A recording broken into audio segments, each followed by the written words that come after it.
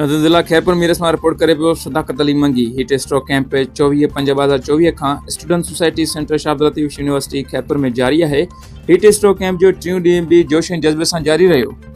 मोज़िज़ मेहमाननि जिन में doctor Rafiq Mangi, assistant district health officer doctor Hisamuddin Shaikh, general secretary सालुटा मोहतरमा सायरा चांडियो ऐं मोहतरमा सैयदा शुमैला रबाब रज़वी शामिल हुआ। कैंप जो दौरो कयो ऐं उन्हनि कैंप लॻाइण जी शानदार कोशिश खे साराहियो। Doctor Ali Raza Lashari incharge student society centre में मोहतरम Ali Akhtar Solangi CEO Shama development organisation जो उन नेक मक़सद में भरपूर साथ ॾियण जो शुक्रिया अदा कयो। कैंप मां 6000 खां वधीक शागिर्द, मुलाज़िम, उस्तादनि ऐं ऑफिसर फ़ाइदो वरितो। शमा डेवलपमेंट ऑर्गेनाइजेशन SDO ऐं शाह अब्दुल लतीफ़ यूनिवर्सिटी खैरपुर जे स्टूडेंट सोसाइटी सेंटर में रज़ाकारनि पंहिंजे कोशिशुनि में लगन ऐं हौसले जो मुज़ाहिरो कयो। उन्हनि जे अज़म ऐं महिनत जी हिन शुरूआत जी कामयाबीअ में अहम किरदारु अदा करे थी।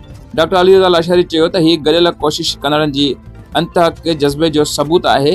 असां हीट स्ट्रोक कैंप खे शानदार कामयाब बणाइण में शामिल सभिनी माण्हुनि जा दिलि जी गहराइनि सां शुक्रिया अदा करींदा।